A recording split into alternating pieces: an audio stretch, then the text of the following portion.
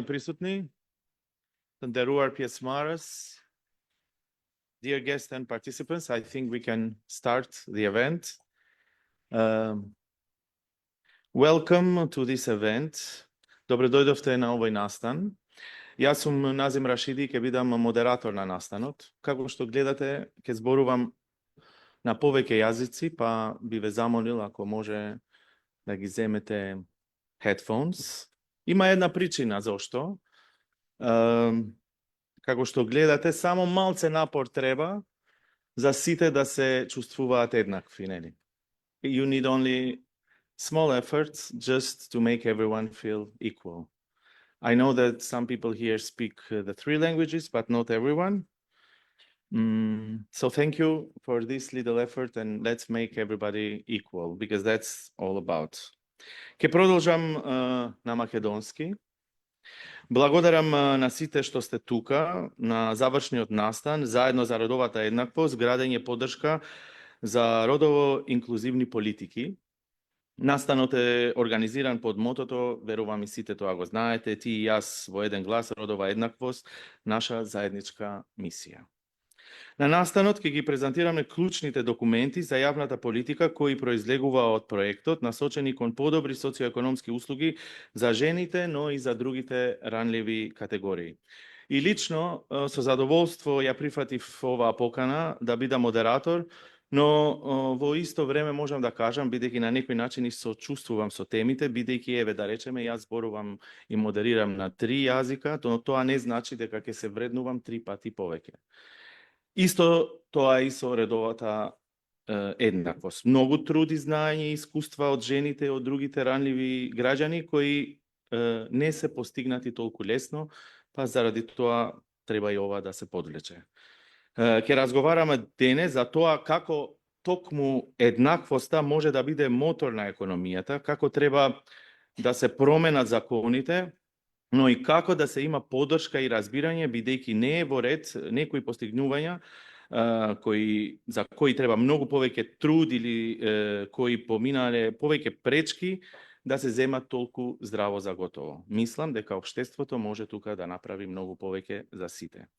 Чинителите во општеството треба да знаат и да придонесат за едните или другите, но поготово треба да поминат за развојот на целото општество или да помогнат.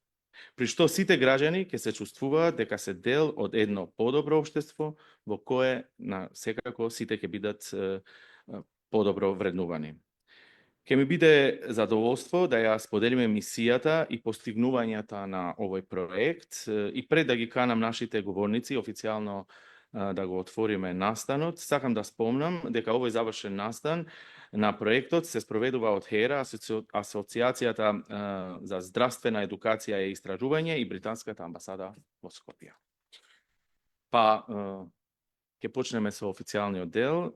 Го поканувам прво втој филмишт на Скен, затоа Фатмир Седију, секретар Штетрор, министрис per politika sociale, demografi dhe të rinj. Urdhroni zotëri.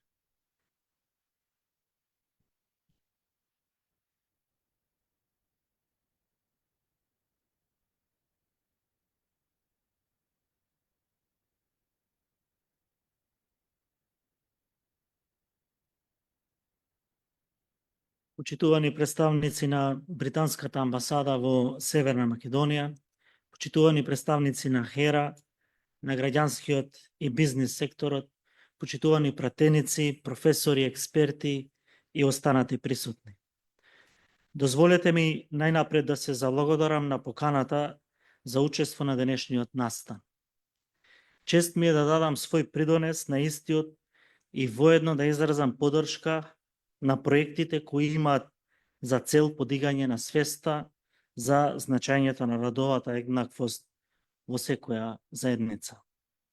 Како представник на Министерството за социјална политика, демографија и млади, тука сум да ја искажам нашата заложба за креирање на родово инклузивни политики, од чие имплементирање зависи и напредокот на едно општество. Затоа што родовата еднаквост не е само идеал. Тоа е неопходност. Живееме во време кога повеќе од кога било се зборува за правда, слобода и човечки права. Но тие зборови остануваат празни ако не ги вградиме во конкретни, реални политики и ако тие политики не ги опфаќаат сите. Зборуваме за родово инклузивни политики. Политики што не гледат само низ машка или женска перспектива, туку низ човечка перспектива. Сите луѓе заслужуваат еднаква шанса, без разлика дали се жени, мажи, без разлика на нивниот статус или родов идентитет. Само со прифаќањето на различностите и овозможување на шанса за секој, базирајќи се на критериумите како професионалност, компетентност, одговорност, трудолюбивост и слично, можеме сите заедно многу повеќе да направиме за напредокот на нашата држава, а со тоа и за нас самите. Истражувањата покажуваат дека родовата еднаквост е директно поврзана со економскиот развој. Кога жените и маргинализираните групи имаат еднаков пристап до работа, ресурси и образование, тоа придонесува за поголема продуктивност и иновација. Родово инклузивните политики значат дека ќе го слушнеме гласот на сите, дека ќе создадеме систем кој ги препознава различностите и не ги користи како изговор за исклучување, туку како причина за подобра, пофер и подржлива иднина. Ова не е само борба за жените. Ова е борба за секој од нас, за нашите мајки, ќерки, синови, пријатели и колеги. Почитувани, дискриминацијата го јаде општеството. И ова не е само метафора. Тоа е реалност што ја гледаме секојдневно. Кога жената со иста квалификација зема помала плата од мажот. Кога некој е исмеан или исклучен затоа што не одговара на нормите за род или изглед. Кога тишината околу насилството станува погласно од вистинскиот крик за помош. Овие појави не се оделени од големите проблеми во општеството. Тие се дел од истата приказна. Затоа ни требаат родово инклузивни политики, затоа што кога ги препознаваме сите луѓе како еднакви, кога секој го добива своето место, добива свое право, својот глас, тогаш го лечиме општеството. Тогаш го градиме, не го рушиме истото. Кога зборуваме за дискриминацијата, мора да потенцираме. Таа не се решава само од себе. Таа се решава со храброст, со свест и со политичка волја. Затоа ако цениме кон напредок, тоа не можеме да го очекуваме доколку значаен дел од популацијата е оставена на маргините. На крајот, сакам да ја поздравам иницијативата на проектот Заедно за родова еднаквост и денешниот завршен настан Ти и јас во еден глас. Родова еднаквост, наша заедничка мисија, која носи пораката дека за да постигнеме резултати на ова поле, треба заедно, здружено со иста кауза да работиме на ова важно прашање од кое зависи просперитетот на нашето општество. Ајде, заедно да изградиме општество каде што никој, ама баш никој, нема да биде ограничен поради својот род.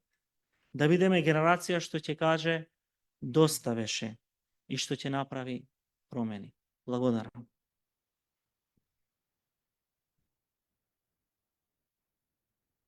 Faleminderit zoti Sabriu, them se është e rëndësishme kur institucionet marrin zotime të tilla, pa të cilat apo nuk mund politika të zbatohen.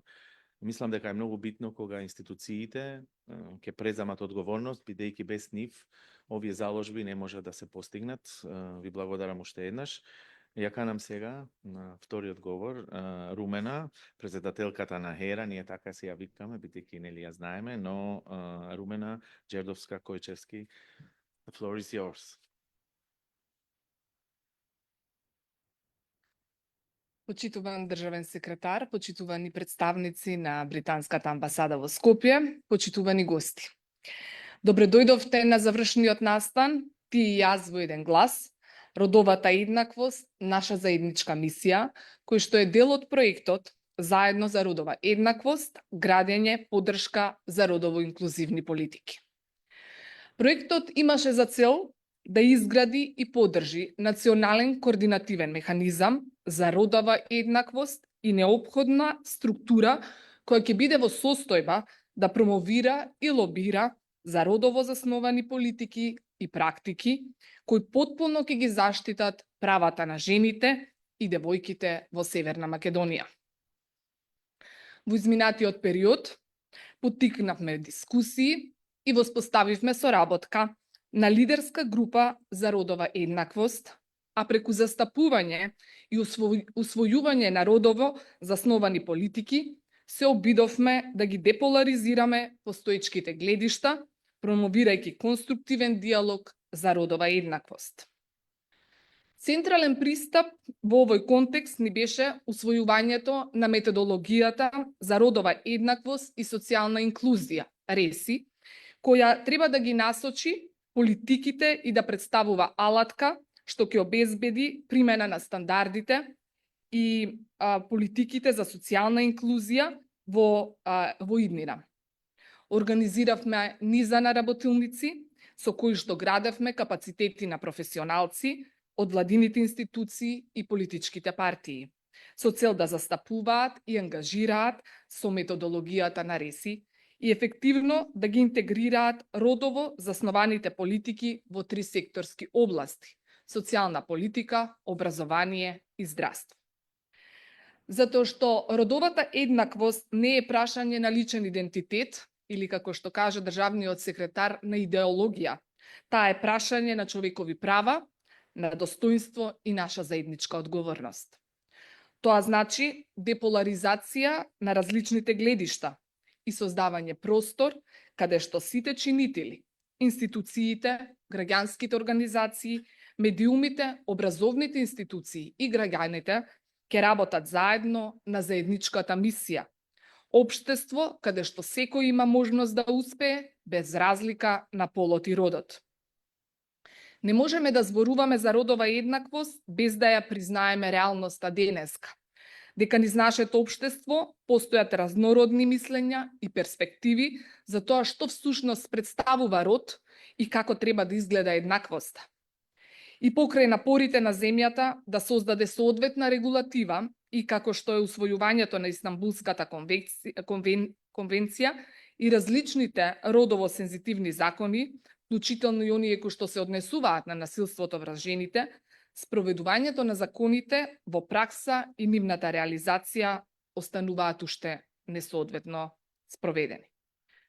Политичката нестабилност во регионот дополнително придонесува за маргинализација на гласот и правата на жените.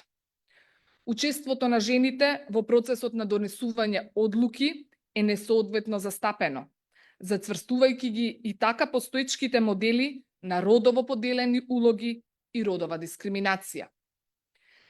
Затоа постои јасна и итна потреба да изградиме заедничка основа, да преминеме од поларизирани дебати кон отворен диалог, да ја замениме поделеноста со соработка. Како дел од проектот беше и стратешкиот комуникацијски план со кој треба да се забрзаат позитивните промени во јавниот живот. Преку аналитички и истражувачки потврдени наративи, пораки и стратегии, нашата намера е да креираме култура на родова еднаквост и социјална правда, ултимативно предонесувајќи за едно инклузивно и еднакво општество во Северна Македонија. Истражувањата се повторно јасни. Кога жените и девојките имаат еднаков пристап до образование, здравство, работни места и учество во донесувањето на одлуките, економиите се посилни, заедниците постабилни, а општествата поправедни. Жените не се само кориснички на економијата, тие се нашиот движички мотор. Сепак, иако економското зајакнување е клучно за родовата еднаквост, жените во Северна Македонија се соочуваат со значителни бариери во пристапот до пазарот на трудот, како и постигнувањето на еднаква плата за иста работа. Неплатените обврски за грижа во домот, грижата за децата и повозрасните лица дополнително го попречуваат вклучувањето и унапредувањето на жената како дел од работната сила и со тоа ја пролонгираат и одржуваат нивната економска неповолност. Згора на тоа, порастот на антиродовите движења представува значајна пречка за напредок. Овие движења ги искористуваат дезинформациите, говорот на омраза и манипулативната реторика за да ги подкопаат правата на жените и демократските вредности. Денес сме тука не да зборуваме само за еднаквоста, туку и да ја живееме, да ја препознаеме како темелна вредност и како движечка сила на општеството и економскиот развој. Зошто родовата еднаквост не е само прашање на правда, таа е услов за напредок. На оваа мисија, на оваа визија за еднаквост, не можеме да ја постигнеме сами. Затоа денешниот настан е символичен. Ти и јас во еден глас.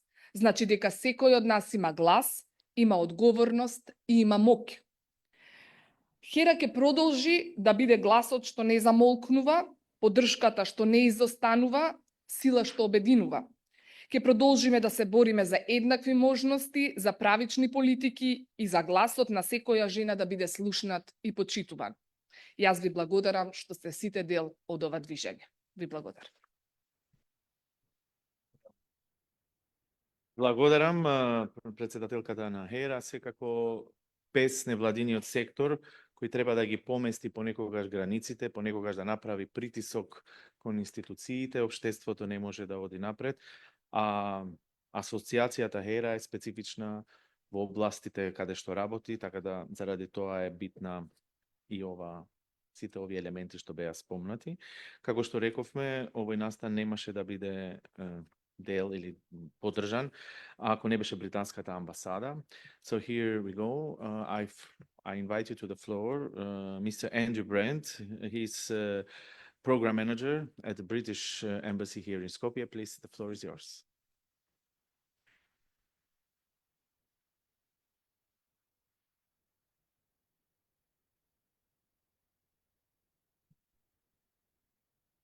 Thank you, and good morning, everybody.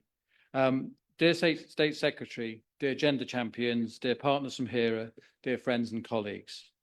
I'm pleased to represent the British Embassy at this event today to celebrate the achievements of one of the projects within our Women and Girls portfolio.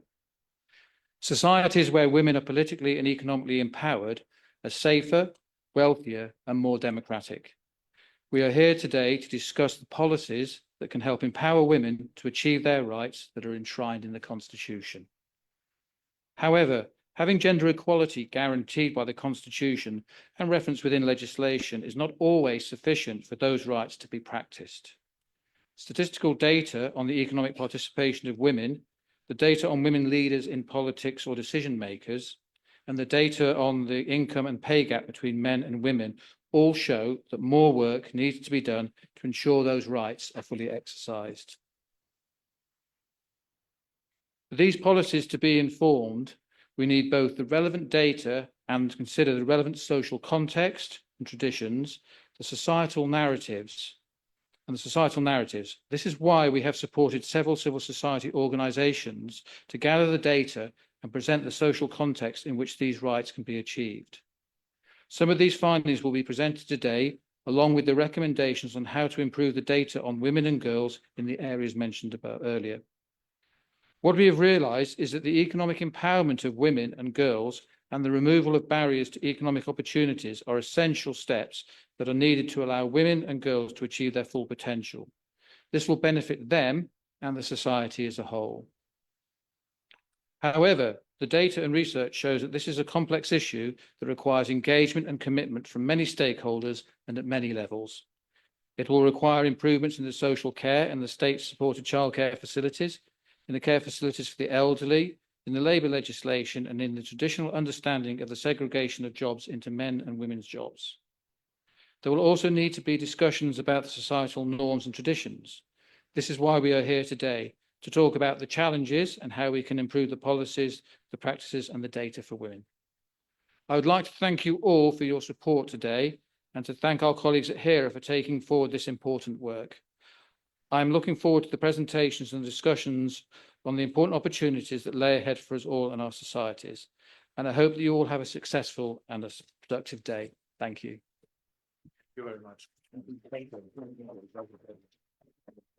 Thank you very much. Of course, it is tremendous importance when we have support also outside of our country, because these issues are very, very important. За кратко, ќе почнуваме со другиот дел од настанот, па би ги канал сега да ги заземат местата и дискусиите кои ќе ги следите малце покасно. Елизавета Божиновска, Милка Димитровска и секако Мери Терзиева. Ве молам да ги заземете местата. Во меѓувреме би ги замолил личностите, сите ние што го отворивме настанот, на една официјална фотографија.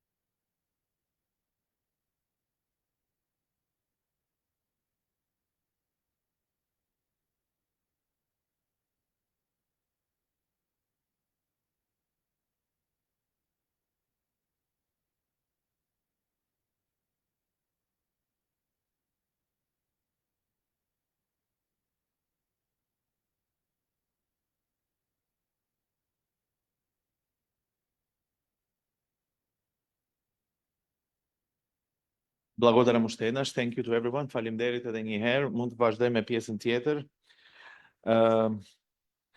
Секако во следниот настан ќе може малце подетално да зборуваме за темите кои исто така се спомна во отварањето на овој настан. И родовата еднаквост бара сеопфатен пристап, но еден многу битен елемент е економскиот елемент. Тука ги гледате нашите говорнички, но првиот збор, може би поради родова еднаквост, ќе му го дадеме на Бранимир Јовановиќ, економист во Виенски институт за интернационални економски студии во Австрија. И има една причина за тоа, бидејќи не често се размислува дека родовата еднаквост може да донесе и економски придобивки. Но еве да слушнеме повеќе од Бранимир Јовановиќ. Повелете. Фалемдерит Назим, се надевам ме слушате. Поздрав до сите таму, извинување, големо извинување што не можам да бидам денеска физички Се со вас во надевам со Скопје. технологијата сме во ред. Да, може ли само знак дали ме слушате?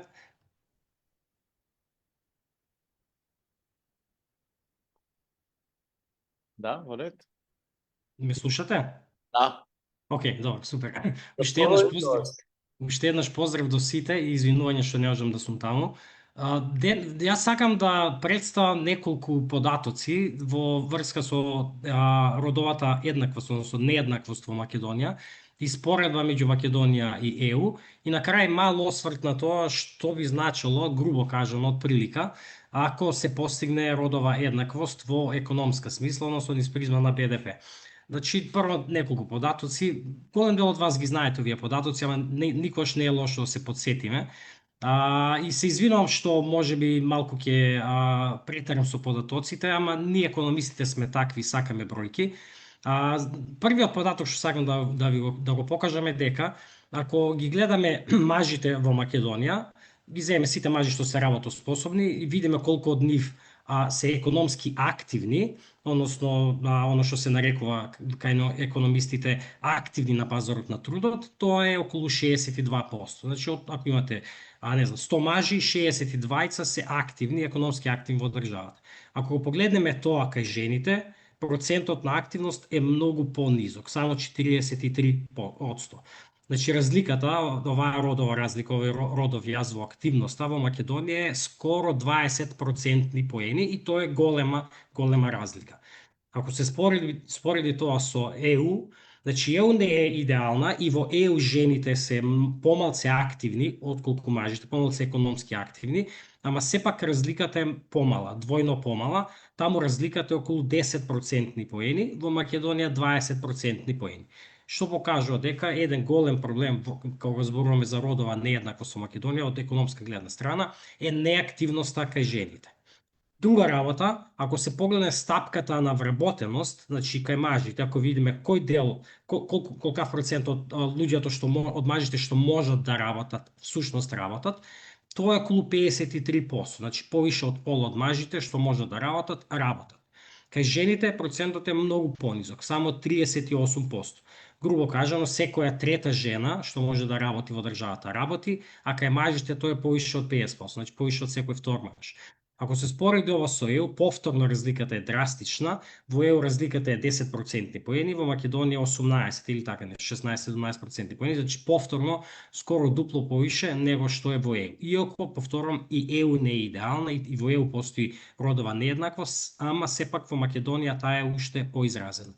Единствената област каде што жените се малце подобри од мажите, барем на изглед, на прв поглед, е невработеноста, стапката на невработеност, затоа што невработеноста кај мажите е 14%, а кај жените е 11%.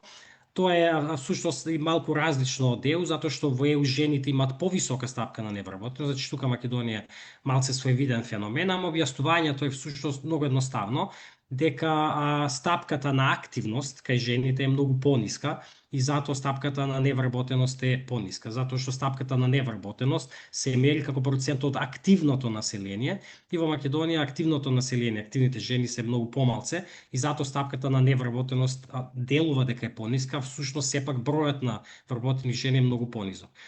Следно што сакам да го покажам е да покажам дисекција на економски активните мажи и жени во Македонија и мислам познато е дека повише има жени отколку мажи во државата. Ако се погледне работоспособното население, во Македонија има околу 770.000 активни жени, споредено со 745.000 активни мажи. Ако ги погледнеме овие 770.000 жени, како се тие, кој е нивниот состав, значи од тие 770.000 активни се само 330.000, значи повише од пола, оно што го спомнав преска, 440.000 од жените се неактивни, економски неактивни, значи седат дома, не бараат работа, не прават ништо, не работат и не бараат работа. Ако понатаму го погледнеме овој дел што се активните, овие 330.000, можеме да видиме дека најголем дел од тие 330.000, скоро 90%, се вработени, невработени се само 37.000, но со стапката на невработеност е 11%, оно што кажав преска, но ова е да кажеме структурата, дисекцијата на економски активните жени во Македонија. Имате 440.000, повише од пола кои што се неактивни, 290.000 кои што се вработени и 30 и нешто илјади кои што се невработени.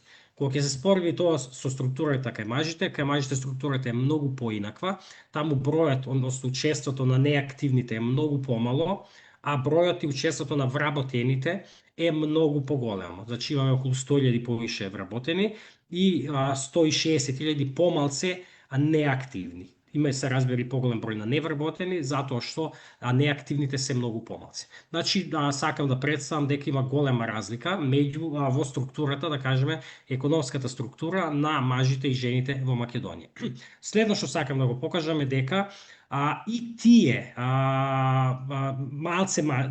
релативно мал број на жени кои што работат во државата, заработуваат многу помалце од она што го заработуваат мажите. Значи, тоа е така наречен gender pay gap или родов јаз во платите.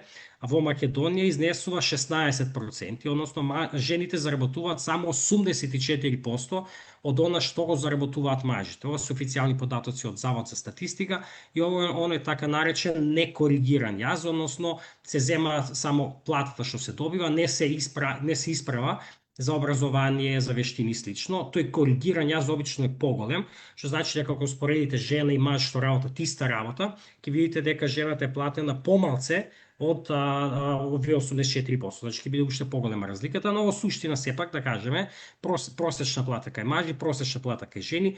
Во Македонија жените земаат 16% помалце отколку што земаат мажите. И тоа не е, да кажеме, нешто невидено во светот, во Европа е слично, но сепак тој родов јаз во платите во ЕУ е понизок, таму изнесува 12%, односно жените заработуваат 88% од оно што го заработуваат мажите. Значи тука Македонија е полоша од Европската унија, која ќе повторам не е идеална кога е ова прашање. Се ова до сега веројатно сите многу добро го знаете, нема тука скоро ништо, но што мене ми интересува и контрастот што сакам да го прикажеме всушност ова следно, а тоа е дека сето ова се случува во ситуација кога во Македонија жените се подобри во школа, односно девојчињата се подобри на училиште од мажите.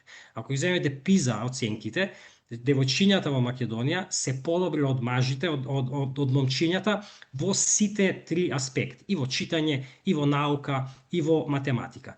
Во читање сегде во светот девојчињата се подобри од мажите, тоа е општо познато, а Македонија е феномен, своевиден феномен, затоа што девојчињата се подобри и во математика од момчињата. Ова е последниот PISA скори, како сакате наречете, последната PISA студија од 2022 година, оценките за математика. Девојчињата имаат просечна оценка 392, што е за 6 поени повише од момчињата. Ако се спореди тоа со OECD, односно со развиените земји, гледате таму дека момчињата имаат околу 10 поени повисока оценка од девојчињата. Во Македонија значи е обратно. Слично и со наука, тоа беше математика, во науката е слично, затоа што тука разликата е уште поголема. Девојчињата имаат 15 поени подобри оценки во Македонија, во науката, во тестот за наука, од момчињата. Во развиените земји тоа е исто, значи исто имате мажите и жените. Значи Македонија покрај тоа што има девојчиња кои што се подобри од момчињата во основното образование, во школото на почетокот, понатаму кога ќе дојдат тие луѓе да работат на пазарот на трудот и во економијата и се да придонесуваат, тука настанува проблемот и тука почнува дискриминацијата и опресијата и експлоатацијата на жените. И последното што сакам да го прикажам е она всушност што на почетокот го спомна и Нази ми се чини, значи кои се економските придобивки од, да кажеме, родовата еднаквост. Не сум голем фан на вакви проценки, меѓутоа сепак ќе прикажам, значи што е тука проценката. Значи прашањето е какви биле макроекономските ефекти ако се постигне, да кажеме, родова еднаквост во Македонија, односно вработеноста кај жените ја се изедначи со вработеноста кај мажите. И какви биле макроекономските ефекти по БДП? Не сум голем фан на вакви пресметки, повторно кажам, затоа што мислам дека на некој начин го следуваат прашањето за еднаквост и за сите други работи, социјална правда и се останато на некој начин на GDP фетишизам, но сепак можеби на некои луѓе им интересно и веројатно не е лошо да се прикаже. Значи во Македонија има околу 690.000 вкупно вработени, од тоа 400.000 се мажи, 290.000 се жени, го спомнував претходно. Тие 700.000 вработени работници генерираат околу 15,5 милијарди евра БДП годишно, што значи дека секој работник генерира околу 22.000 и нешто евра годишно. Тоа е, да кажеме, придонесот на секој работник во економијата низ призма на БДП. И ако земе дека овие, да кажеме, се постигне еднаквост во поглед на вработеноста кај жените и мажите, односно се вработат дополнително 110.000 жени, ефектот од тоа би бил дека тоа ќе даде дополнителни 2,5 милијарди евра во БДП, односно тоа е околу 15%, може малку повише од БДП-то. БДП-то сега што 15,5 милијарди, ќе се зголеми на 18 милијарди, што е раст за 15%. И тоа е на некој начин, да кажеме, проценка за тоа кој е кој е придонесот, кој е придобивката од постигнување на родова еднаквост во Македонија. И чисто само илустрација што значи овие 15%, а тоа отприлика исто оно колку што е вкупниот економски раст на државата во последните 8 години. Ако земеме од 2017 до 2024 колку пораснал БДП, ги гледате тука бројките, ако ги соберете, тоа е 15%, значи целиот наш економски раст из последниве 8 години би се постигнал само ако се постигне родова еднаквост во државата. Така што значени се придобивките, ако сте, да кажеме, дури да кажеме сте еден од оние луѓе на кои што не ме важна родовата еднаквост, не ве гале за жените, што ме ја да се грижам за тоа, битно ми е само БДП, битни ми се само парите, дури ако сте таков, сепак и во таа ситуација родовата еднаквост значи нешто за вас, затоа што таа значи повисок БДП, тоа значи повише пари, повисоко ниво на доход во економијата. Значи да не ве гале воопшто за еднаквост и за жени, ако ве гале само за БДП, и во тој случај родовата еднаквост е добра за вас. И ве отров доста со бројки, знам, ќе ги заборавите повеќето од нив. Ќе завршам со еден цитат, како контраст на бројките кои што ги презентирав до сега. И тоа е од една од моите омилени феминистки, радикална марксистка, или како сакате наречете, Анџела Дејвис, која што има една многу добра изрека што мене многу ми се свиѓа. Не ги прифаќам повеќе работите кои што не можам да ги сменам, туку ги менувам работите кои што не можам да ги прифатам.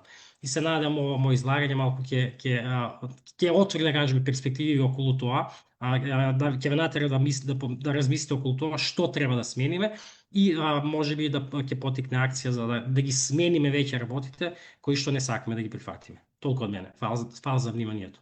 Благодарам.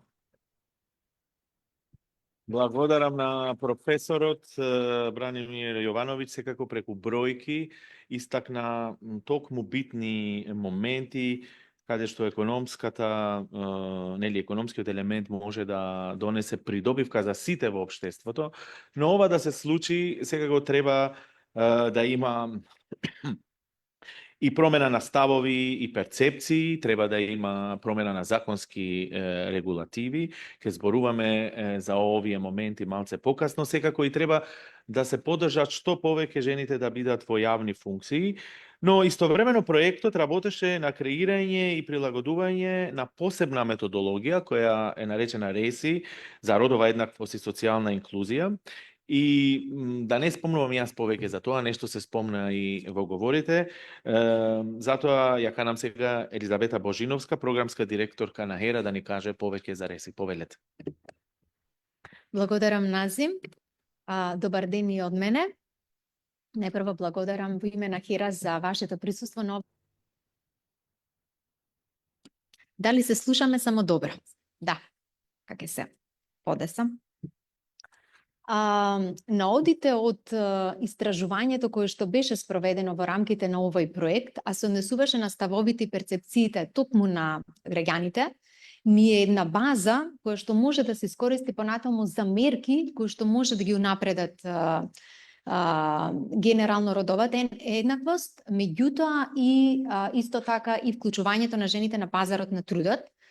И она што можевме преку овој проект да го направиме, да ги истражиме состојбите, да ги видиме кои се пречките и кои се истовремено потенцијалите за тоа како може да направиме промена во делот на родовата еднаквост во нашата земја, а ќе се надоврзам на Радомир, се врзани за искористување на човечкиот потенцијал, односно како да го вклучиме половина од женското население во Македонија, во кое што ни е целосно надвор од пазарот на трудот, токму во унапредување на состојбите кои што ги живееме денес.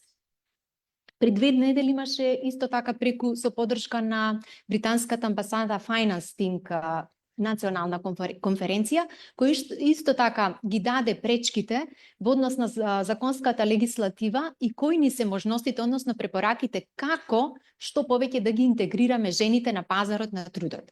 И ова истражување ни даде доста бројки кои што има можност наместо пречка да го гледаме потенцијалот како да ги искористиме во напредување на состојбите кои што ги имаме, пред се со фокус на родовата еднаквост и поголема интегрирање на жените на пазарот на трудот. Професорката Милка ќе сподели поголем дел од наодите. Јас ќе се осврнам само на неколку кои што може да се искористат како потенцијал и секако Може слайдот сега, не знам дали од тука не се гледа добро.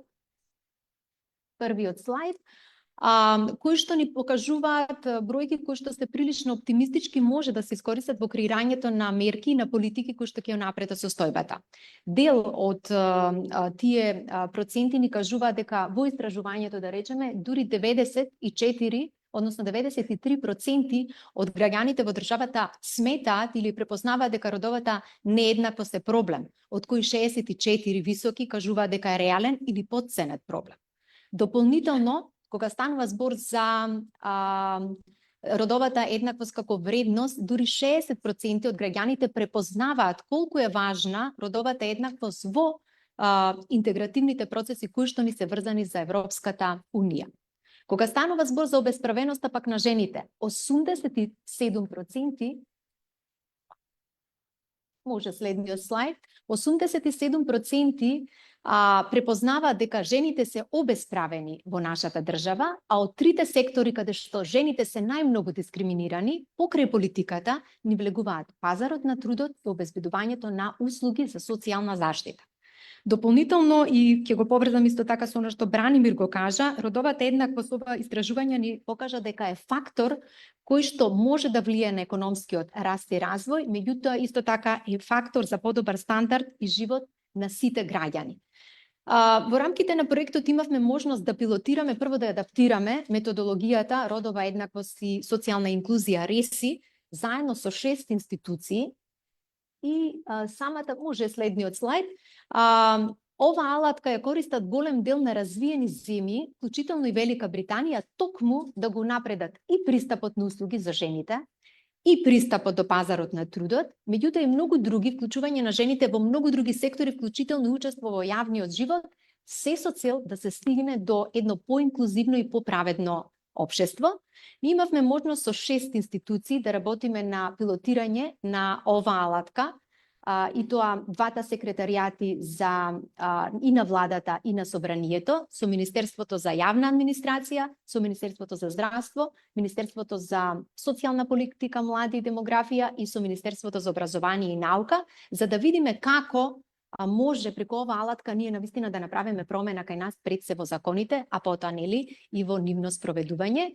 Голем дел од луѓето кои што беа вклучени во работните групи се тука и она што ни го покажа токму овој процес е дека овие, ние работевме на 3 закони, закон за социјална, за детска заштита, закон за здравствено осигурување и законот за средно образование. Ни самиот процес на пилотирање увидовме дека овие закони може да бидат многу подобри од аспект на тоа да можеме да ги вклучиме многу девојки и жени кои што се целосно надвор од системот, да ги вклучиме во системот, да одговориме на нивните потреби и тоа директно исто така го врзуваме со можноста да се влијае и да се поттикне токму бруто домашниот производ, исто така економскиот раст и развој на самата земја.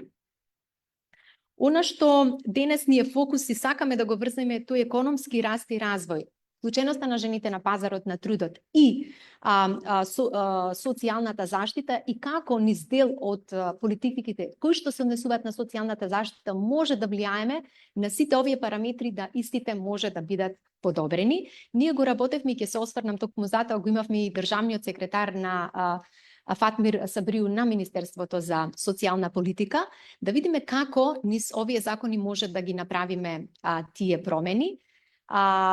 Она што го имаме како статистика, Бранимир веќе спомна дел, ни е врзано за каков ни е пристапот до услуги пред се за деца кои што се наоѓаат во предучилишно образование. Статистиките кај нас, може и следниот слайд, ни покажуваат дека изворедно мал е бројот на деца кои што ние ги имаме вклучено во системот на предшколско образование. Ако го земиме на возраст од 0 до 6 години, имаме само 33%, односно 34% на деца кои што не се вклучени во системот. Ако го земиме оној другиот индикатор од 3 до 6 години, тој процент ни е 45. Ако ја видиме целната линија на Европската унија, овој процент би требало да изнесува најмалку 95% на деца на возраст од 3 до 6 години, доколку навистина сакаме да направиме промена во оваа област. Промените тука ги гледаме на две нивоа. Едно се однесува на дискриминацијата на децата кои што за жал немаат можност да посетуваат градинки или пак центри за ран детски развој во возраста од 0 до 6, односно од 3 до 6, со тоа немаат еднаква стартна позиција за нивниот развој и се дискриминирани најчесто поради местото на живење. Другата последица негативна ни се однесува директно на родовата еднаквост, имајќи предвид дека во Македонија примарно за грижата на децата, грижата на домот и на постарите лица, меѓутоа денес се осврнуваме грижата на децата, се одговорни жените. Тоа е најчесто заради традиционалните родови улоги, заради родовите стереотипи исто така. И ако ние ги ја видиме стапката на тоа како жените ни се вклучени, ќе видиме дека имаме многу ниска стапка која што ни е поврзана со активација на жените. Бранимир веќе ја сподели, ние имаме 62% вклученост и активност на мажите, за жените овој процент ни е 43. Тоа што имаме ниска стапка на вклученост на жените значи дека не го искористуваме целосно човечкиот потенцијал, па дури од економски аспект, на тоа жената да може да се активира, да има свој раст и економски да биде независна. Дополнително, анализите ни покажуваат дека се уште има општини во Македонија каде што нема ниту една јавна градинка во рамките на општините, и тоа се најчесто руралните средини. И токму затоа мерките треба да бидат на линија на тоа да се прошири системот на згрижување на установи кои што ќе ги згрижат децата, за да може од една страна и да им овозможиме подеднакво потенцијал и развој во предучилишен период, меѓутоа многу значајно за нас да ги активираме што поголем дел од жените да се вклучат на пазарот на трудот и со тоа да може да направиме исчекор во делот на родовата нееднаквост. Јас само ќе споделам дел од препораките кои што ни произлегува токму од РЕСИ алатката која што ја применивме на законот за детска заштита, а тоа е дека мора да се изнајдат различни форми како да одговориме на овие состојби, особено во регионите каде што имаме најслаба активација и вработување на жените на пазарот на трудот и особено таму каде што имаме најмал опфат на деца во предучилишното образование. Еден модел веќе постојат можности преку општините да се искористат концесиите, да речеме, за да може да се зголеми капацитетот на градинките. Може да се употребат и многу други форми кои што може да и во двете и кај активацијата на жените, меѓутоа исто така и во вклучувањето на децата да направат разлика. Она што е како статистика кај нас го знаеме и може да направи разлика е дека жените се вклучени дури 72% како во грижата за домот, така и грижата за децата. Односно се вклучени во неплатен труд. Заради тоа жените се лишени и од способност и од време да можат да се вклучат на пазарот на трудот кој што ќе биде платен. Па од тука овие форми кои што ги зборувам, кои што може да бидат алтернативни, треба, може и следниот слајд, да го поттикнат практично да го поттикнат населението кое што не е активно, не вработено, да се вклучи во најразлични форми на грижа и за тоа да биде платено од државата. Тоа е еден начин. Она што исто така и самата проценка ни го покаже дека и тоа како е важно да се гледаат модели на отварање на градинки во рамките на правните лица, без разлика дали тоа ќе бидат компании, во области, во тирзовите, да речеме, дали ќе бидат во јавни институции, во граѓански сектор, сеедно. Мора да ги гледаме сите модели како да го зголемиме опфатот на деца во предучилишното образование, а со тоа да се активираат жените на сите селото на неактивно население и директно да биде поврзано со платен труд.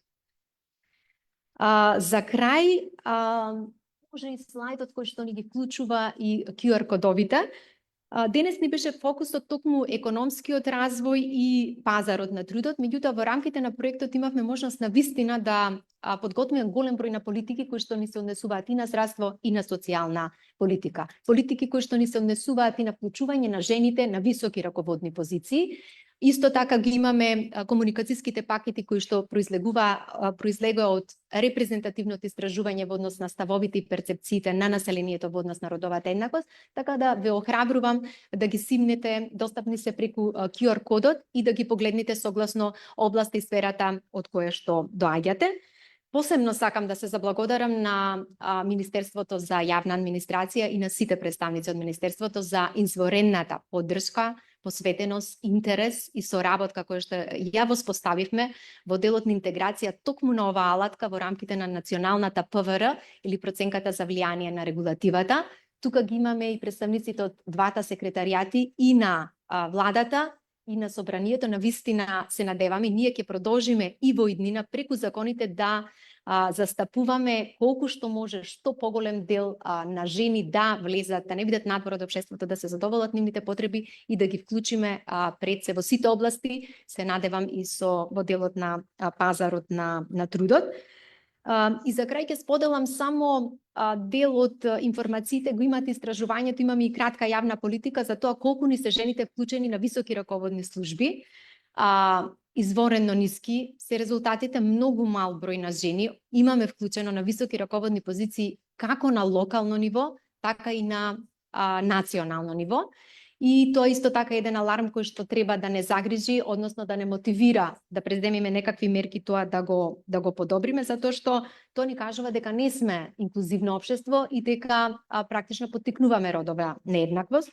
И сега зошто ни е важно и пазарот на трудот, жените што повеќе да се вклучени во пазарот на трудот и на високите раководни позиции, преку првиот пристап се олеснува практично економската независност на жените, што им се олеснува пристапот до пазарот на трудот. Меѓутоа, ние не можеме да очекуваме дека ќе имаме жени на високи раководни позиции доколку жените не ни се економски независни. И тоа е нешто кое што треба да работиме. Исто така, за крај сакам да се заблагодарам и на амбасадата, на британската амбасада за тоа што ја препозна оваа тема како важна, посебно и на Андрю Брент и на Ирена Стевчевска, и за визијата и за посветеноста да се унапреди родовата еднаквост во нашата земја. Ви благодарам.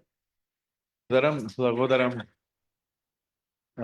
за сите овие детали, секако, како што веќе истакна, може и преку QR кодот да знаеме уште повеќе, зборуваме за повеќе аспекти, малце покасно ќе зборуваме за тоа колку е битно жените да се вклучат во јавниот живот, бидејќи и тоа на некој начин дава импулс во општеството, но како ова да се направи? Понекогаш има и закони, понекогаш има и добри мерки, но перцепциите може би се битни, ставовите се исто битни и колку може тие да се променат, па ја канам сега професорката од Институтот за социолошки и политичко-правни истражувања, Милка Димитровска, да земе збор за оваа тематика. Повелете. Благодарам. Само ќе замолам ако има некој што може да ги минува слайдовите, бидејќи од овде тешко се гледа. На почеток би сакала да се заблагодарам на организаторите за поканата и за реализацијата на овој исклучително корисен настан, од кој што се надевам дека сите ќе понесеме нешто трајно. Моето излагање денес се заснова на студија која што беше во рамки на веќе спомнатиот проект, и кој што имаше за цел да ги истражи перцепциите, ставовите и вредностите на граѓаните од една поопштествена димензија, значи да даде една по-широка слика за општествениот контекст во кој што функционираме во однос на родовите прашања. Добивме доста очекувани резултати, меѓутоа добивме и некои интересни новини. Целата студија е навистина долга, е 130 страни, и мене ми е жал што денес времето е кратко и не може повеќе да се прикаже, па би се фокусирале само на она што е денешна потесна тематска определба, односно на економската и социјалната димензија. Секако дека се покажа од истражувањето дека најголемите предизвици лежат на страната на одржувањето на конзервативните традиционални општествени норми за улогите на мажите и жените, предизвиците на жените на пазарот на трудот, родовата нееднаквост во имотните односи, како и несоодветното учество на жените во општествениот и политичкиот живот. На почеток ајде само воведно, многу сегменти од оваа презентација веќе Бети ги спомна, се надевам дека нешто ќе успееме да квантифицираме. Граѓаните се изразија апсолутно дека во таа равенка на родова нееднаквост, жените се оние кои што се обесправени, при тоа ваквиот став во позначајна мера го држат жените отколку мажите секако. Додека пак јавните сфери во кои што постои најголемата родова нееднаквост, односно кои што се препознаени како сфери на родова нееднаквост, се учеството во политиката, социјалната заштита и пазарот на труд. Значи токму оние сфери кои што водат до независноста и социјоекономската стабилност на жената. Секако во овој контекст се поставија прво имотните прашања, па го поставивме прашањето, ќе може ли 3-4 слайда напред? Да замолам да ме следите, дека навистина тешко гледам од тука, не гледам што се случува на слайдот. Да. И банерот пак е. Не, нема потреба. Добро, значи еве го моментот на наследување. Од огледалото таму напред, ако може да ти помогне, мене тоа ми помагаше преска. Добро. Добро, може така, ако не е проблем. Ама тука не знам, да. Добро, еве, мислам дека може да се менува слайдот, не е проблем. Значи, кога прашавме за ставовите во однос на наследувањето, апсолутно преовладеа ставот, значи добивме еден доста поволен став кај граѓаните во однос на наследувањето. Тоа беше дека 74% од граѓаните го поддржуваат еднаквото наследување на машките и женските наследници на имотот. Она што да речеме е специфично е тоа дека ваквите граѓански ставови се косат со некои фактички бројки, а тоа е дека обратно 3/4 од населението, значи 3/4 од сопствениците на недвижни имоти се мажи, додека 1/4 се жени, со однос кој што е уште понеповолен во руралните средини, каде што само 5% од сопственичките на недвижности се жени. Така што ја гледаме оваа дискрепанца на ставови и фактичка состојба, која што секако дека може да се адресира. Еве, согласно овие разработени јавни политики, навистина го поздравувам целиот овој потфат, е неверојатно корисен за целокупната благосостојба. Така што она што би требало да се она што би можело да се направи првенствено е да се, бидејќи законските решенија базично се поволни, односно го гарантираат таквото право и тоа е така со децении, значи пред се да се информираат, да се подигне севкупната јавна свест, меѓутоа особено целно и наменски во оние средини каде што се идентификуваат овие состојби. Со тоа што уште еднаш, како што ние сите тука многу пати сме го кажале, тоа треба да се собираат релевантни податоци од сите субјекти, значи од секој ниво, и тоа треба да биде обврска, значи не само за министерствата, општините и слично, туку и за сите, за катастарот, за нотарите и слично, едноставно да се добијат релевантни податоци каде целно да се действува на ова поле. Исто така треба да се обезбеди, значи иста таква целна бесплатна правна помош и општо да се крене свеста за овие прашања. Следното прашање што се постави е ставот за пазарот на трудот, и добивме тука очекувани одговори, односно дека најголемите предизвици на жените лежат во привработувањето, значи при иницијалното влегување на пазарот на трудот, понатаму при користењето на породилното отсуство, како и поради оној домашен товар, односно грижата за домот и семејството. Кои се најочигледните решенија? Првенствено е, како што и Бети кажа, значи зголемување на вкупната институционална поддршка, значи отварање на значително поголем број на градинки и општо објекти за згрижување на деца и на стари лица, првенствено формално институционално, особено во оние средини кои што се помалку развиени или каде што е лоцирана поголема потреба, односно каде што тој јас е поголем. Меѓутоа исто така потребно е државата да ги поддржи и сите други алтернативни форми, значи со една континуирана финансиска поддршка, да ги поддржи сите форми на алтернативна, индивидуална или колективна нега, значи и грижа за сите лица кои што имаат таква потреба. Во домот, исто така, ајде ова е веќе во правен оптек како решение, значи да се признае неплатеното, меѓутоа во континуитет да продолжи да се признава неплатената работа и земјоделската работа како основа за платено породилно отсуство и за остварување на право од пензиско и инвалидско осигурување. И исто така би сакала да предложам дека исто државата би можела да ги поддржи вработувањата дури и на ниво на субвенции, вработувањата на жени, особено во оние најмалку развиени средини, односно каде што се детектира најголемиот јаз на присуството на жените на пазарот на трудот во однос на мажите. Во однос на професиите, исто така добивме една поволна слика од страна на граѓаните, односно над 70% сметаат дека и мажите и жените се подеднакво способни да ја работат било која работа, и ова беше еден добар момент. Меѓутоа, од друга страна, се уште восстановивме и обстојувачки стереотипи, односно речиси половина од граѓаните рекоа дека ризичните работи не се за жени, додека пак околу 30% се изразија дека негувателските професии не се за мажи. Така што и овие прашања и овие линии на размислување исто така се вредни за адресирање, поради тоа што водат кон повторно, значи, одредена нееднаквост, доколку тие се надминат, може да го оптимизираме ние пазарот на трудот, односно да се распредели, да се искористи целата општествена енергија, значи сите општествени ресурси на правилен начин да го заземат местото на пазарот на трудот. Значи, и покрај тоа што се чинат како општествени и позадински причини, токму тоа и се, значи позадински причини за сите овие економски и социјални состојби, кои што ако се надминат, едноставно, значи, не е само институционалниот и јавниот начин на надминување, туку има и еден позадински општествен сегмент. Понатаму стигнавме до едно многу интересно прашање, а тоа е татковското отсуство, долго време разговарано во Македонија.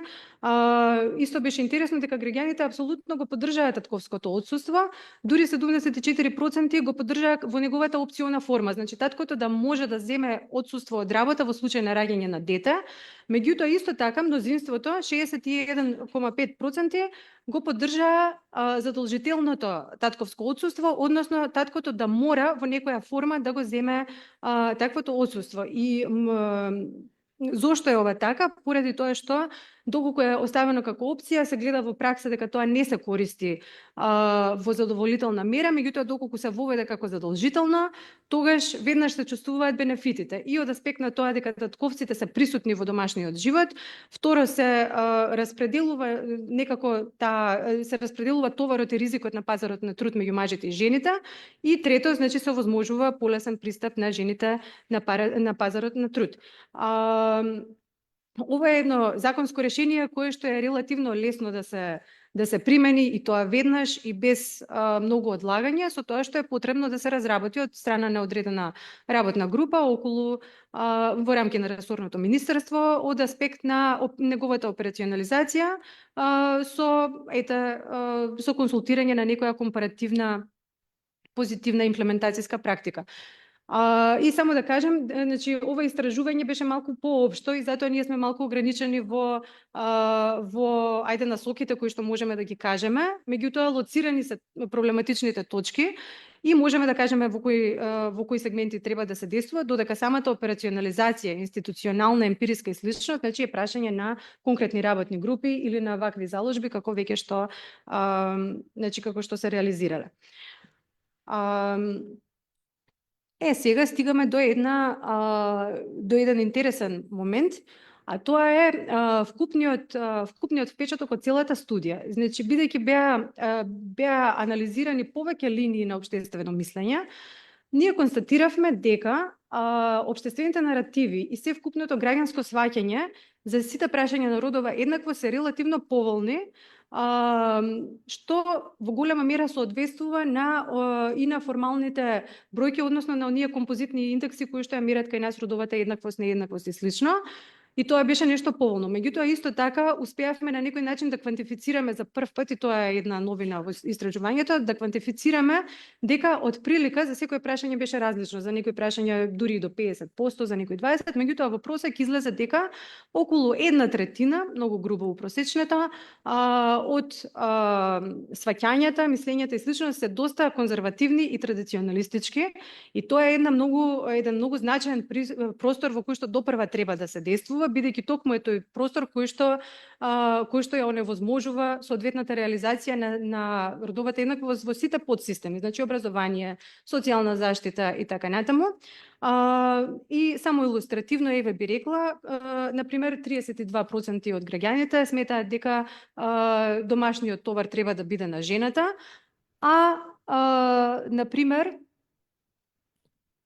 38% сметаат дека на жените природно им прилега грижата за постарите лица и општо за домашните на кои што им треба нега. Значи ова мораме да признаеме дека е навистина висок процент и дека значи представува една сериозна пречка. И како што сите знаеме дека веќе е тоа докажано од повеќе агенции на Обединетите нации, постојано се вршат такви истражувања дека товарот односно неплатените работни часови, оние кои што не се евалуирани, евидентирани и слично, дека се сите на товарот на жената, што директно влијае на целокупната нејзина независност и самостојност и на целокупната нејзина благосостојба.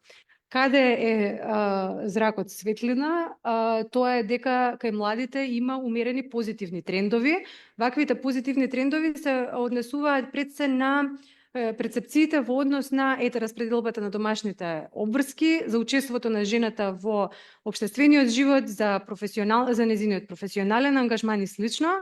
Иако па за некои други политички прашања имаат малку и поконзервативни ставови, меѓутоа за некое секојдневно функционирање на рамноправна основа на мажите и жените постои мал исчекор. Но исто така морам да кажам дека тој исчекор е мал и незначителен и дека допрва треба многу да се работи на истото прашање. И за крај, ако ми дозволите нешто сумарно да кажам, значи еве ова беа многу малку издвоени поенти.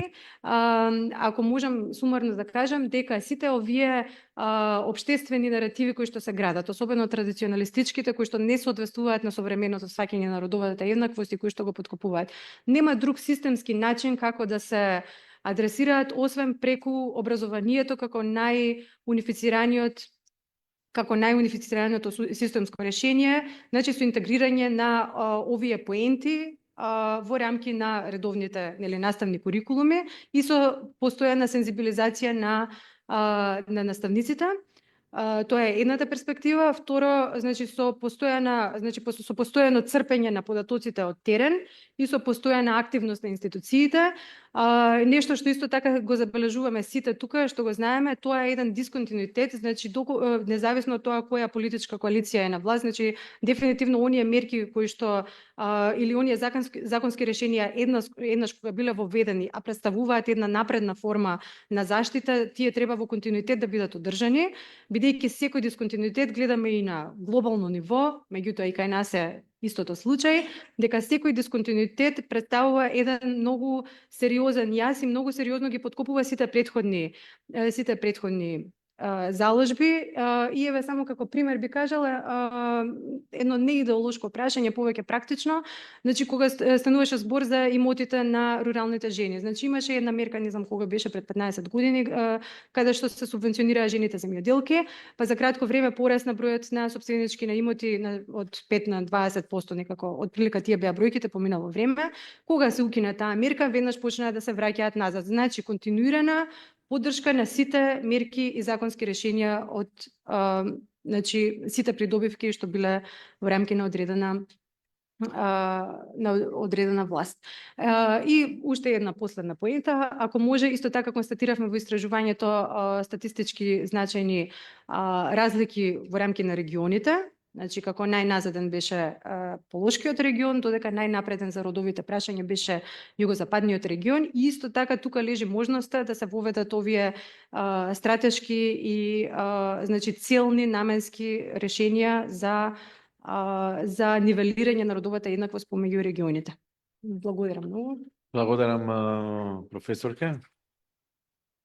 Исцрпна анализа, секако како и самата спомнавте, тука се само дел од податоците, има и повеќе кои треба да се анализираат и во суштина и тоа што и вие го кажавте, ако нема системска поддршка за жените да бидат вклучени повеќе во јавниот живот, тогаш и перцепциите можеби и нема да се сменат, па проектот изработи посебна анализа за застапеноста на жените на јавните функции, па за оваа тема ја канам сега Мери Терзиева, извршна директорка на Дом за стари лица Итила Терзиева, за повеќе да зборува нели за овој елемент и сигурно има и лични искуства. Повели. Ви благодарам на поканата, навистина многу интересно сето ова, да бидам дел од целото ова истражување и целиот овој проект.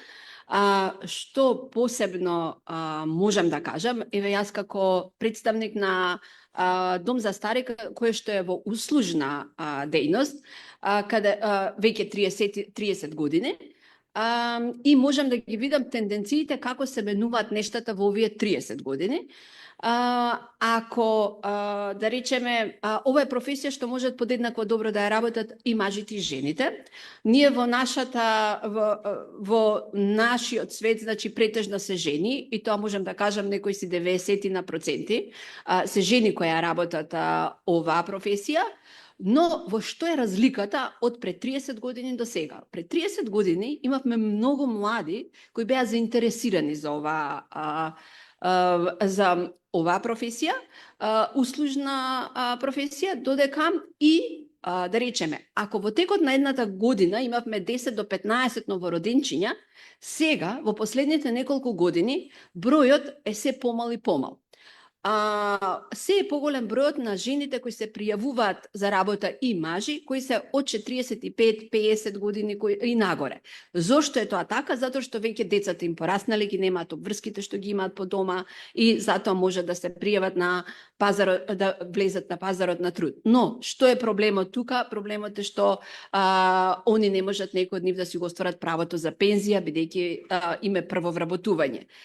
А додека младите кога доаѓаат кога доаѓаат за да се нели на некој оглас за работа, што е најголемиот проблем, значи како растел градот во овие 30 години, тоа се токму проблемите што и вие ги уочивте, дека бројот на градинки се чека многу долго време, значи некојаш чекат и по цела година за да можат децата да им отидат во градинка.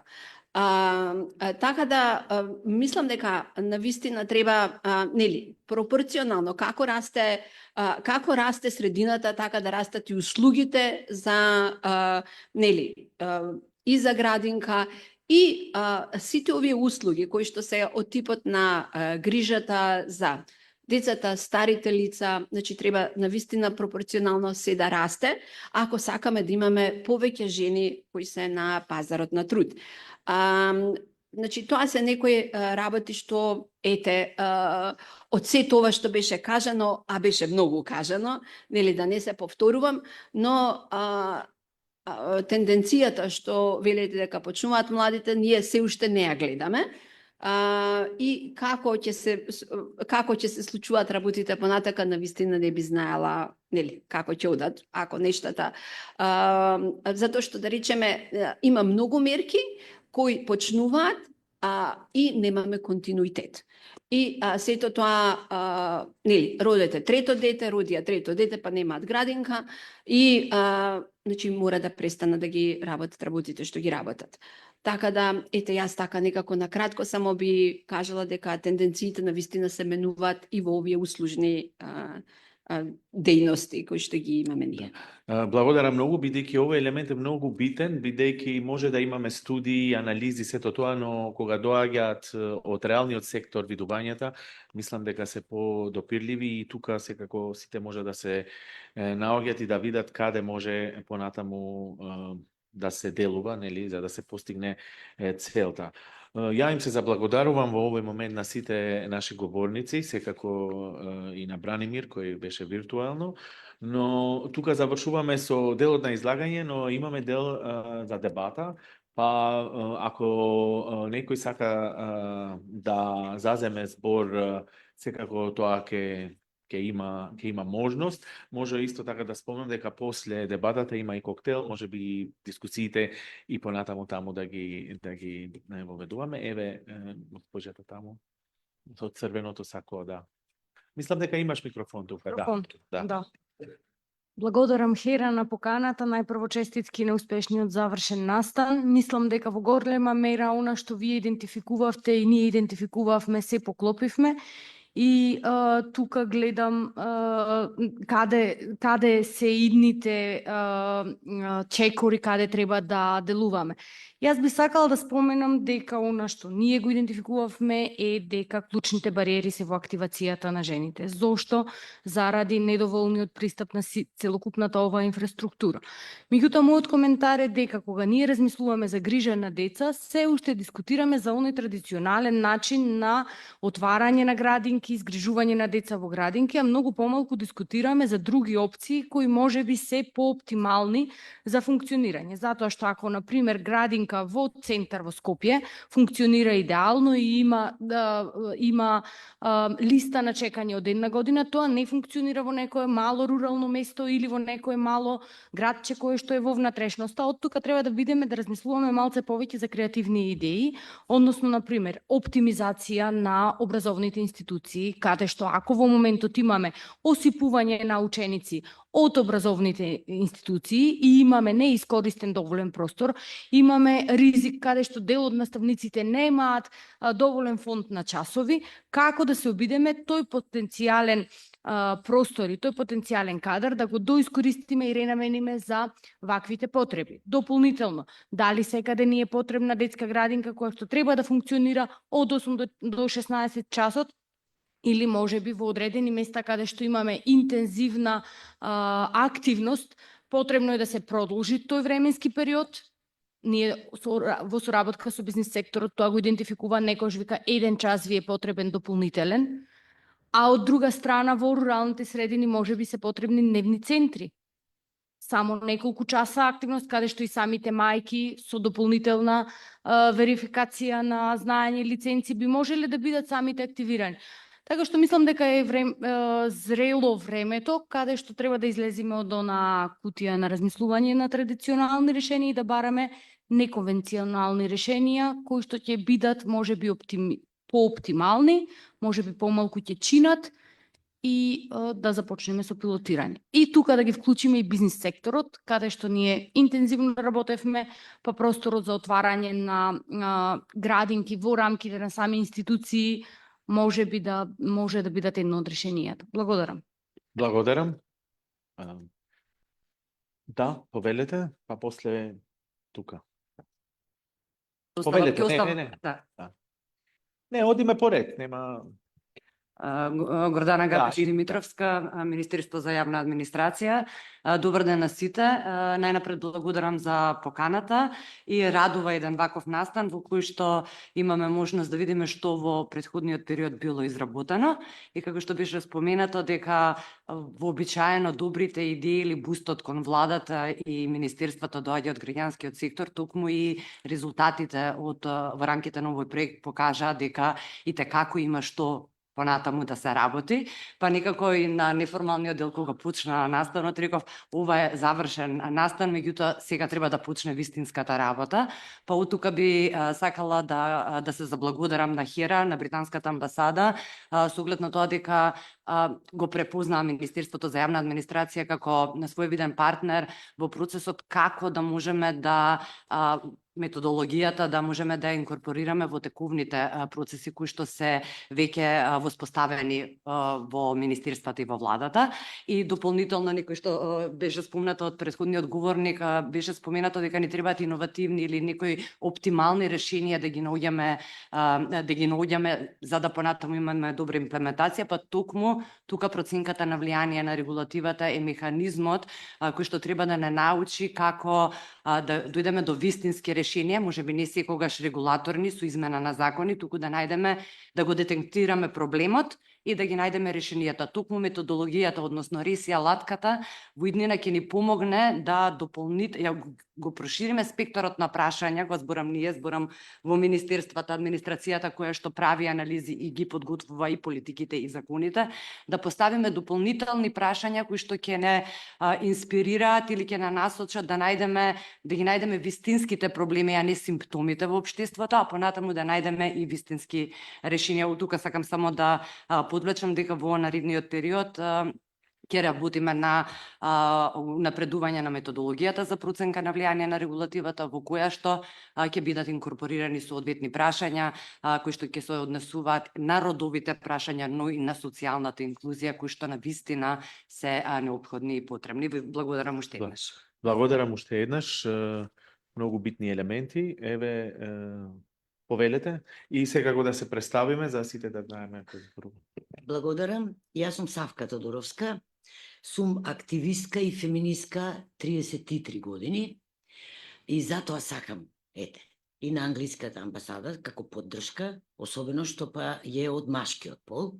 Тоа значи дека има признание и на HERA како неженска организација за поддршка токму на овие женски прашања.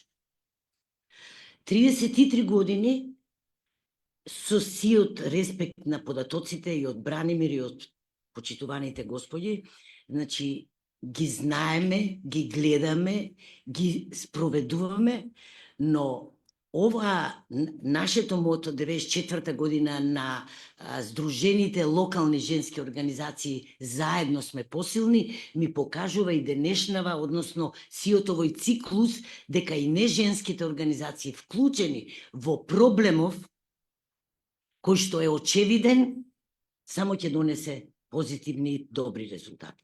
Не можеме да кажеме дека нема и за овие 33 години некакви резултати.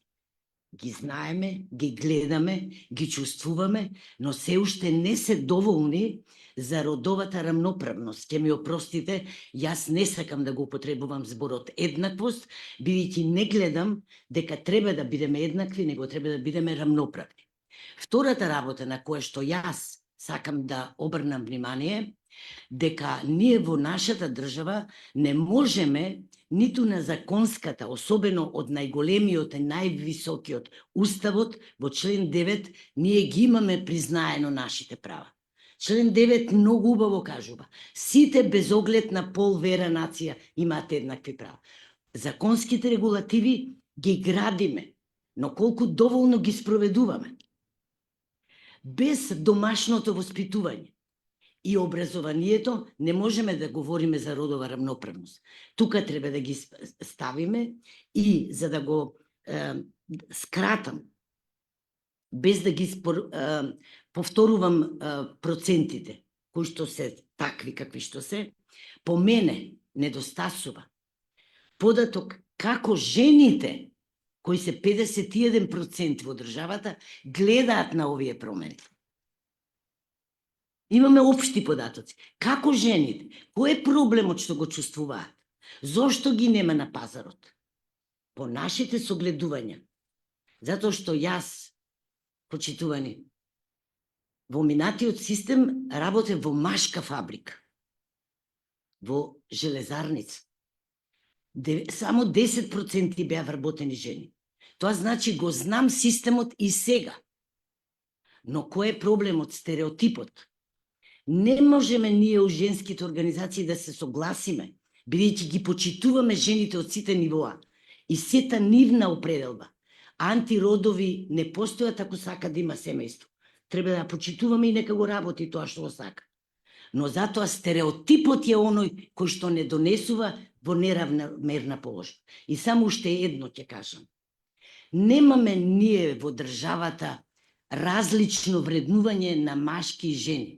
Имаме на исплата, а тоа се повторно позициите кои што жените ги имаат и кои што ние сами си ги прифаќаме и не се заложуваме да ги промениме радикално, сосема со благица се согласувам. Тоа е оноа за кој што ја сакав да обрнам внимание и уште еднаш да се заблагодарам на оноа мото заедно сме посилни, бидејќи овие залагања на неженски организации во процесот наменување на стереотипите ќе донесе побрзи и поефикасни промени. Благодарам. Благодарам. Токму тоа за еднаквост треба сите да се вклучат. Во таков случај нели тоа не може да се постигне. Ако веќе нема нели луѓе учесници кои ќе се вклучат во дебатата, ја би ја завршил. Да, Елизабета? Само дополнување на информацијата дека истражувањето беше репрезентативно и вклучи над 1100 испитаници низ Македонија, вклучително и жени. Нас ни беше многу важно да стигнеме во секој регион, до секоја целна група и буквално беше како руралните средини, така и градските средини беа вклучени подеднакво според репрезентативен примерок и жените и мажите. И навистина даде еден инпут кој што може да го користиме и следна цела деценија на многу нивоа. Мислам, тука е професорката и може исто така да потврди. За тоа во различните сектори каде може да се направи влијание и да ги поврзиме и да ги поврзиме и пречките, меѓутоа и потенцијалите каде може да направиме во различните области промени. Во делот на родовата еднаквост ние и во законите, ние секако го имаме уставот, имаме и закони, за нас е многу важно исто така како организација која што работи на напредување на родовата еднаквост, навистина да ги гледаме, да го гледаме и меѓународното законодавство, затоа што е многу секако дека еволуира, е напредно и на многу популации кои што, ако не знам, дел од правата не биле препознани пред 30 години, после 20, 10 и така натаму се препознаваат и ние имаме ратификувано огромен број на конвенции кои што одат и над уставот, односно практично треба да ги почитуваме. Сите меѓународни конвенции ја препознаваат важноста за унапредување на родовата еднаквост во нашата земја, вклучително и јас ќе ја спомнам националната развојна стратегија, меѓутоа за нас исто така целите за одржлив развој, кој што целта број 5 е токму напредување на родовата еднаквост. Мислам дека е затоа значајно и да разговараме, ама и вака сите заедно, институции, заедно со граѓанскиот сектор и со активистите, како може да направиме значајна суштинска промена во оваа област. Благодарам. Секако овој елемент е битен, еве уште Неда, уште еден. Се извинувам, морав да се вклучам, не можев да останам на страна од дискусијата. Честитки за истражувањето. Неда Малеска Сачмаровска, долгогодишен еве активист во однос на унапредување на рамноправноста на мажите и жените во државата, некои 20 на години. И би сакала да се осврна малку само на податоците кои што ни ги прикажавте. Јас би ги ставила во еден малку поширок контекст во кој што се наоѓа државата сега. Интересен ми беше наодот дека жените во руралните средини порано имале можности, сега немаат можности за пристап до определени фондови. Имаат можности, проблемот е што не останаа многу луѓе во руралните средини и од тука и бројот и процентот на жени кои што поседуваат имот во руралните средини, веројатно затоа се намалил, ако бил претходно низ годините повисок, па сега е понизок. Тие демографски движења исто така се многу значајни да се стават во еден контекст. Имено ме инспирираше представничката на Домот за стари лица Идила. Зборуваме често пати за градинките, што се случува со возрастните жени, бидејќи ние сериозно имаме старење на населението, ние практично немаме вакви установи за грижа на возрастни лица, а жените исто така не се вклучени само во одгледувањето на децата, туку и во грижата за стари лица. Па мислам дека фокусот на политиките треба и тука да се стави, особено реков во контекст на тоа дека имаме сериозно старење на населението. И горда сега како се осврна дека ќе направиме рија на дел од овие политики и ќе ги вклучиме родовите аспекти при проценката на законските регулативи. Например, кога ќе направите една анализа на овој ваш предлог и ваша мерка дека ќе имаме задолжително татковско отсуство, за кое се согласувам како активист и борец за женски права, апсолутно мислам дека е важно, ама кога ќе го ставите во услови на рецесија, веројатно во која што ќе се соочи нашава држава, како и цела Европа и останатите земји, тоа е значително оптеретување на буџетот, значително оптеретување на пензискиот фонд. Мислам, имаме некои посериозни големи проблеми кои што кои што исто така веројатно државата некако треба да ги гледа малку пошироко, па во таа насока секако дека ја поддржувам ваквата мерка, ама треба да размислуваме и за финансиските импликации. Од овој аспект може и Бранимир ќе може да направи некаква анализа колку тоа ќе го кошта буџетот на државата ако имаме задолжително татковско отсуство заедно со отсуството на мајката, а не опционално, односно во однос на изборот. Еве тоа се неколку така Благодарам, коментари. секако има многу размислувања, да. Повелете. Еве професорката ќе даде одговор, повелете. Благодариме на коментарите, веќе Бети нешто спомна. Само би сакала да кажам дека генерално се согласувам со се, така е, значи тие општи сознанија и општо логицирање, така е. Дел од тие поенти беа спомнати, дел дефинитивно се наоѓаат во истражувањето, кое што сега не може целосно да се долови поради ограниченото време, инаку за огромен број прашања по секоја од овие точки, значи заклучно со грижата за стари лица, заклучно со поделбата машки, женски, по возрастни групи и слично по региони, значи имаше една голема диверсификација на одговорите. Самиот факт дека репрезентативниот примерок беше голем и слично, добивме едни исклучително научно релевантни податоци, така што знаеме точно на жените, точно кој е ставот на жените по кои прашања. За сите прашања, од општите, значи за родовата еднаквост како ја перцепираат, до сите конкретни, дефинитивно жените се перцепираат себе како неправдани и во сите и еве да речеме само илустративно би спомнала уште еден податок, например, става дека мажот треба да ги носи главните приходи во семејството, вкупната бројка можеби е 52%, меѓутоа мажите повеќе го мислат ова отколку жените, жените во помала мера. Значи за сите прашања жените се понапредни во сваќањата за родовата еднаквост, инаку исто еднаквост е еден конвенционално употреблив збор, не значи на дословна еднаквост, туку на еднакви можности, како што е тоа нели во поширока употреба. За крај, ако ми дозволите, се спомнува дека законите се добри, имплементацијата е таа на која што треба да се работи. Дефинитивно имплементацијата е таа на која што повеќе треба да се работи, нели, од работата на инспекциите, полициските служби и слично.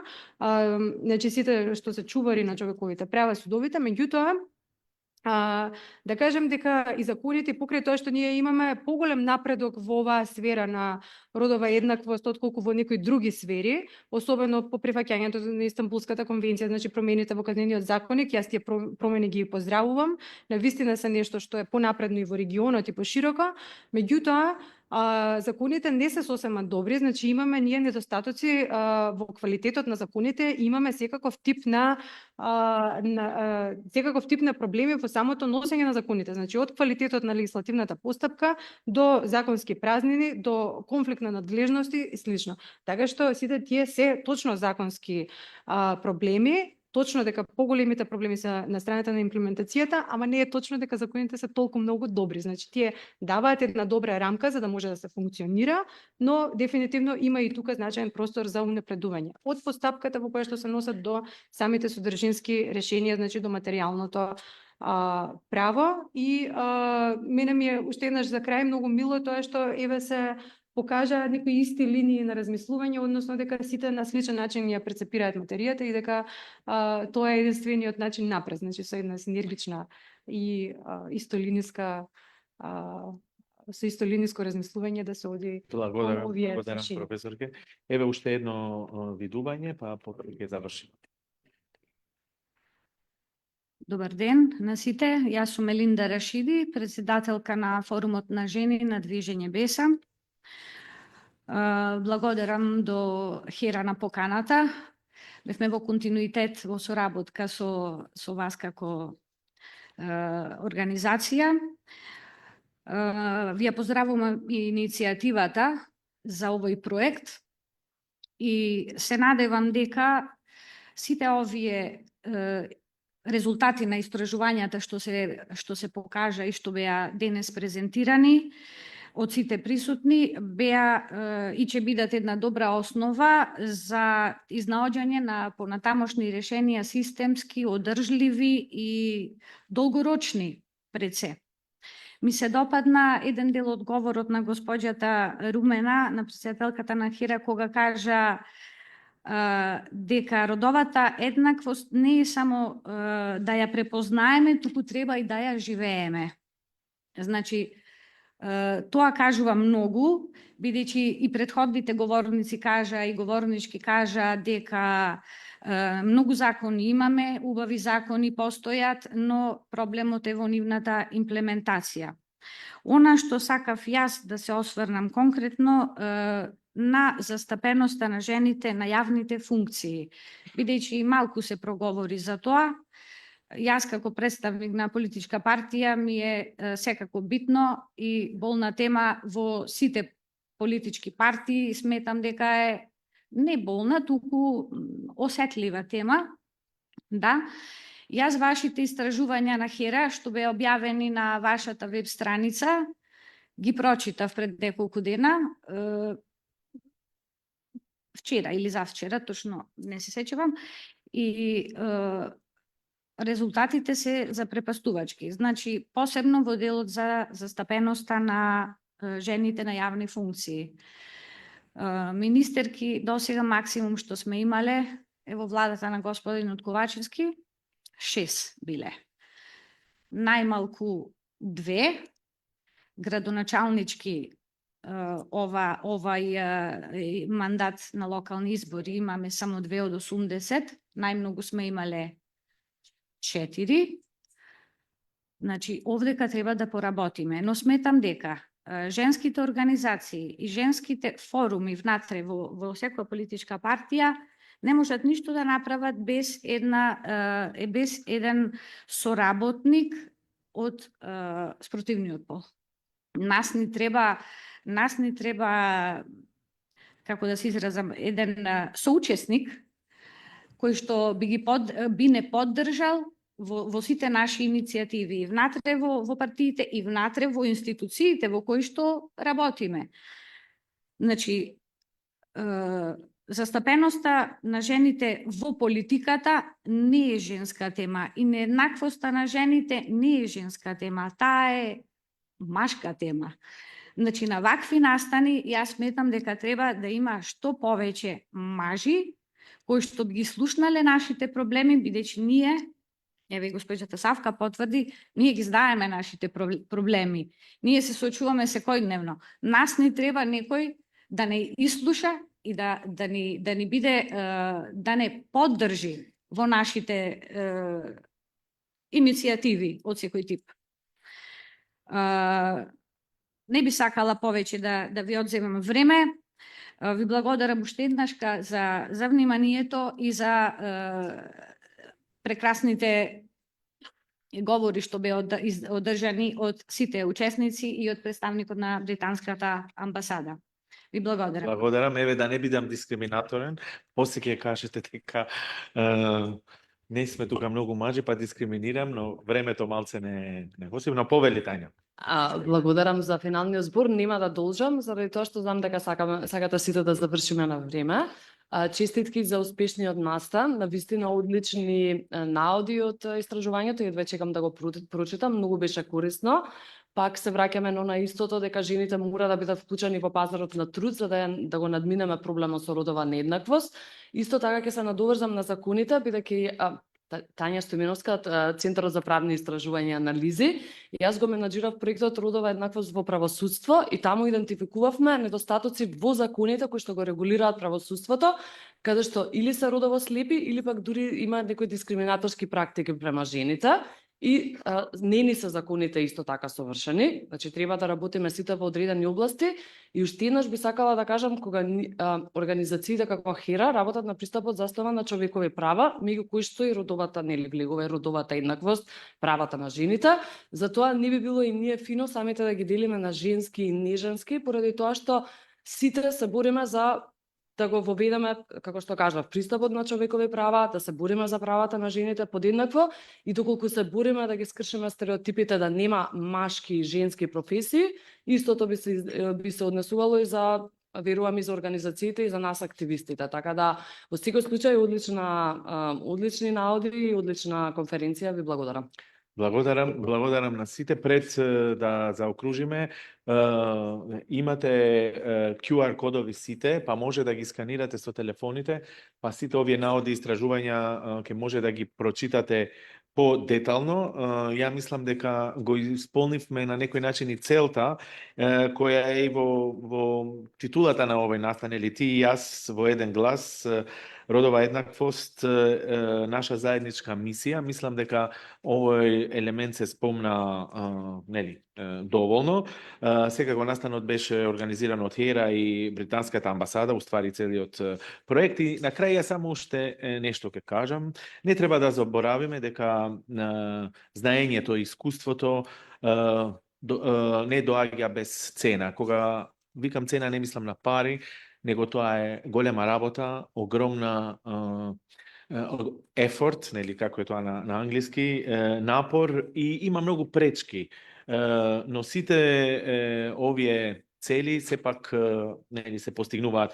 Но ако се обидеме сите да ги подвлечеме, да ги знаеме овие потешкоти, тогаш мислам дека целото општество ќе биде поеднакво, а со тоа сите ќе придобиеме. Со ова би завршил, ви благодарам многу. Да, и секако коктелот, да. Па тука може и повеќе да дискутираме. Еве.